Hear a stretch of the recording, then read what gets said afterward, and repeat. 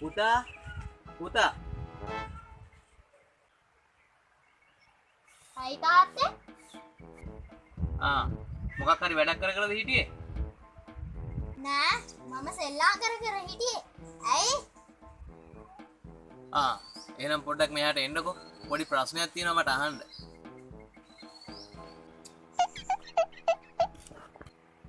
මොකද්ද? මේක මේ හොඳට හිතලා උත්තර දෙන්න ඕනේ ප්‍රශ්නයක්. හොඳට හිතලා උත්තරේ දෙන්න ඕනේ ඈ. මොකද්ද? අහන්නකෝ බලන්න. මේකයි ප්‍රශ්නේ. පුළුම් පොරෝපු ගෝණියකුයි යකඩ ගෝණියකුයි තියෙනවා. හරිද?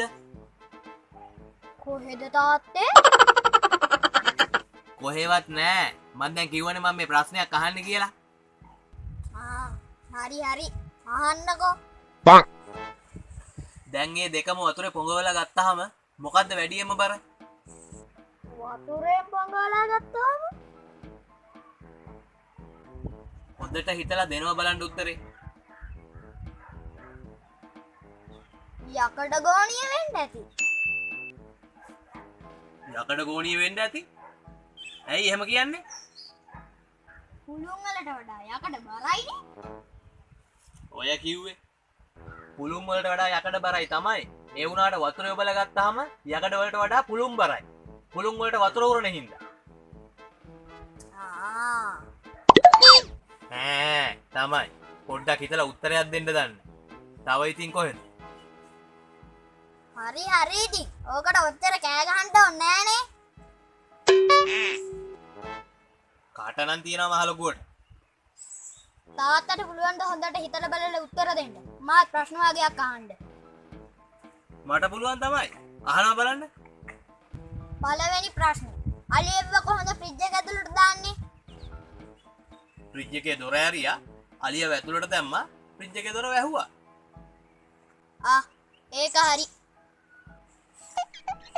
එතකොට බූරුව එක්ක ෆ්‍රිජ් එකට දාන්නේ කොහොමද? ඒකත් ඒ වගේ තමයි ඉතින්. දොර ඇරියා. බූරුව ඇතුළට දැම්මා. දොර වැහුවා.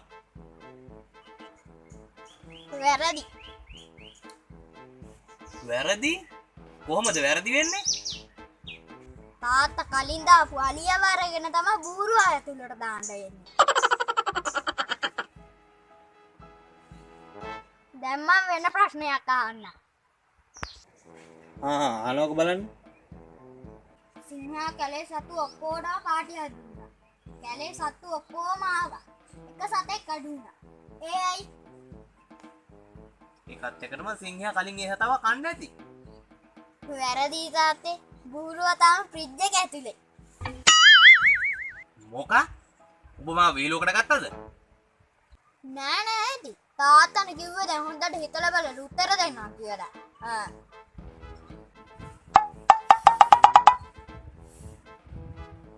මේක අන්තිම ප්‍රශ්නේ.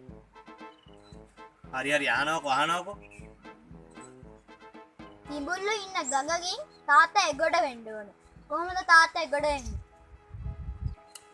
ඒක නම් ලේසියිනේ. බෝට්ටුවක් කරගත්තා. එහා පැත්තට ගියා. වැරදි තාත්තේ. තාත්තට පීනලාම තමයි යන්න වෙන්නේ. වැරදි?